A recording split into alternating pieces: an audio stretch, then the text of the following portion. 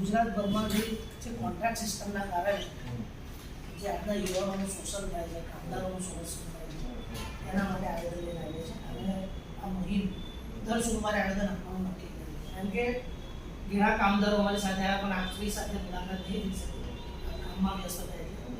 એટલા બધા કામદારોની વિગતો પણ અમે આપી છે લખીને. 10 વર્ષ નોકરી કરે, 15 વર્ષ નોકરી કરે, પછી ત્યારબાદ કોન્ટ્રાક્ટ કરીને મન ફાવે એટલે કે ભાઈ હવે કાલથી ના આવો, તમે આટલા ટાઈમ સુધી કામ કરેલા માણસનું શું?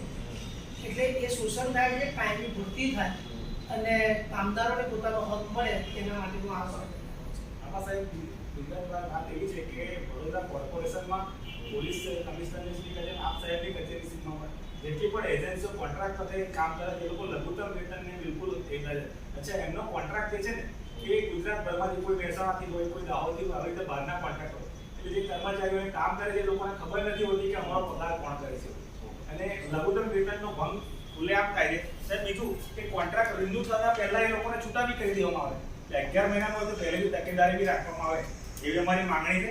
અને સાહેબ આમાં જરા સિરિયસ લઈને કોન્ટ્રાક્ટ થતા ગાબુ લઈને અમે સુપ્રીમ કોર્ટમાં પણ જઈશું.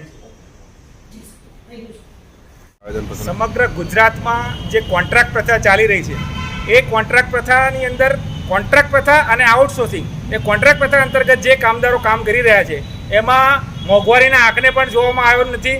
અને આ કોન્ટ્રાક્ટ પ્રથામાં જે કામ કરી રહ્યા છે એ લોકોની નોકરી બીજા દિવસ સવારે નોકરી જાય એટલે એનું કોઈ નક્કી નથી હોતું. કેમ કે એવી ક્યાંય તકેદારી રાખવામાં નથી આવતી કે 11 મહિનાનો કરાર હોય કોન્ટ્રાક્ટ પ્રથા અંતર્ગત તો એ કરાર પૂરો થતાં પહેલાં એને રિન્યૂ કરી લેવો જોઈએ. જે જવાબદાર અધિકારીઓ હોય એની ક્યાંય તકેદારી, કેમ કે એ લોકોનો કટકી કૌભાંડ હોય છે, ભ્રષ્ટાચાર હોય છે. અને એ ભ્રષ્ટાચાર એવા લોકો અધિકારીઓ કરી રહ્યા છે કે જેની અંદર કોન્ટ્રાક્ટરો સાથે મેળાપીપણા હોય અને આનો ભોગ સમગ્ર ગુજરાતના યુવાઓ બની રહ્યા છે. યુવાઓ રોજગાર ગુમાવી રહ્યા છે. 10 વર્ષ સુધી નોકરી કોન્ટ્રાક્ટમાં કર્યા પછી એમને કાઢી મૂકવામાં આવે છે.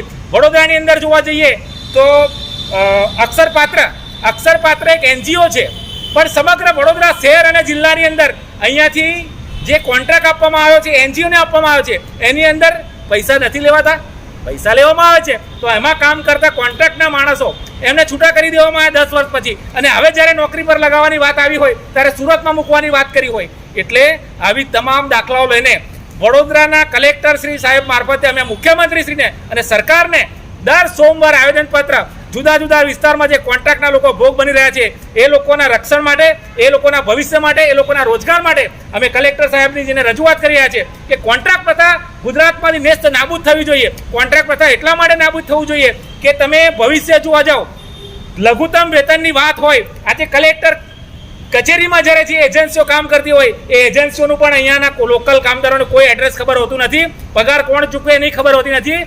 અંદરનો જે મસાલો કહેવાય ટેન્ડરો મોટા ભાગે મંજૂર કરવામાં આવે અને વચ્ચેનું કટકી કૌભાંડ કોન્ટ્રાક્ટરો અને અધિકારીઓની મેળાપીપણા વેચાઈ જાય છે. ત્યારે જે કોન્ટ્રાક્ટના માણસો છે એ લોકોના રોજગારની વાતને લઈને, કાયમીની વાત લઈને આજે કલેક્ટર સાહેબને ફરી એકવાર આવેદન આપ્યું છે. હવે જોવાનું રહેશે કે આ આવેદન ક્યાં સુધી અમલમાં આવે છે કે નહીં, અને જો એનો અમલ કરવામાં નહીં આવે તો આ તમામ આવેદનપત્રોની સંપૂર્ણ માહિતી સાથે એમાં કઈ કાર્યવાહી કરવાની એની માંગણી સાથે આવેદનના દિવસ માંગણી કરીને ઉચ્ચ ન્યાયાલય સમક્ષ અધિકારીઓ, કોન્ટ્રાક્ટરો તમામની સામે ભ્રષ્ટાચારની જે કંઈ ગેરરીતિઓ છે એ બાબતનો કેસ કરવામાં આવશે અને રોજગાર અંગેની માંગણી કરવામાં આવશે.